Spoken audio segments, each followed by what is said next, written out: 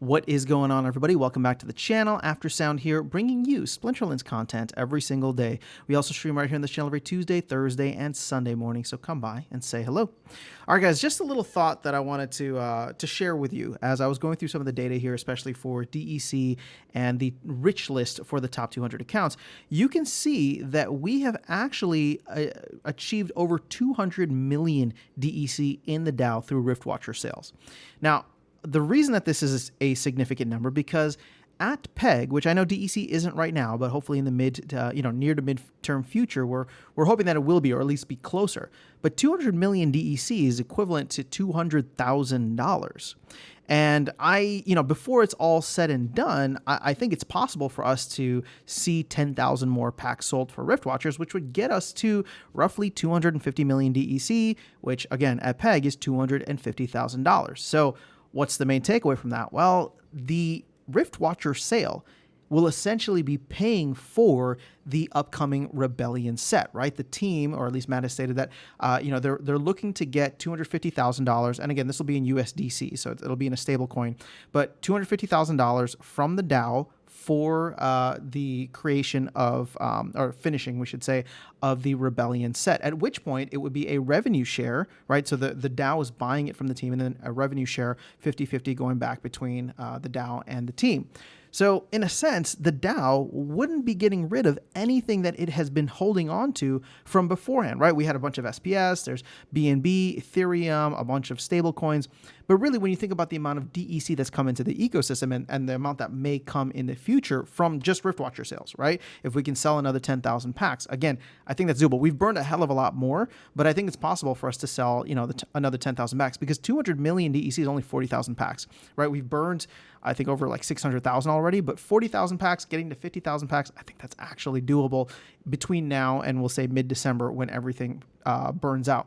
But again, this sets an interesting precedent where the DAO could essentially be able to finance itself for all of these card packs in the future. Because if you watch my last video, I was talking about how much DEC, overall could be used for Rebellion, just for pack sales. And the interesting thing with that was that we're expecting the DAO, even on Matt's lower numbers there, right? So Matt's more conservative, like if the DAO sells 2 million packs, or if the team sells 2 million packs, there would be 4 billion DEC going to the DAO, which again at PEG is $4 million. I think that is something that could then go and fund the team for whatever the next pack set would be by the end of 2024, early 2025.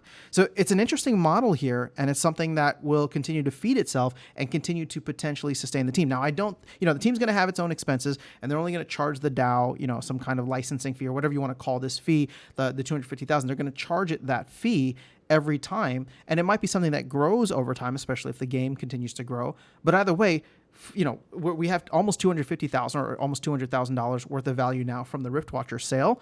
That could go in to help feed what's happening with the Rebellion sale, and then who knows from there? Maybe there's a mini set. Maybe they cancel mini sets from here forward.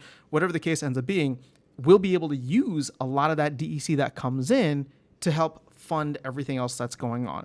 So just wanted to share that with you. Interesting numbers here as we have crossed, like I said, the threshold of 200 million DEC. But, as we get closer, actually, you can even see it. It's only 139,000 because DEC is just so well below PEG at this point. But once again, we can sit, and by we, I mean the DAO, right? So us collectively can sit on this DEC until the team is able to implement other areas such as land and then, of course, the Rebellion sale that can help get the value of DEC back up to where we're all expecting it to be in the medium to long term. So again, just sharing these numbers with you. Would love to get your thoughts on this as, a sustainability plan for the game and the DAO moving forward. But I don't know, something like this gets me excited because it does seem very sustainable. Again, the team will have to cover its own expenses and such, but as we move forward and start to, potentially add more packs, more game modes, more things like that, the DAO will have a nice way of licensing out things.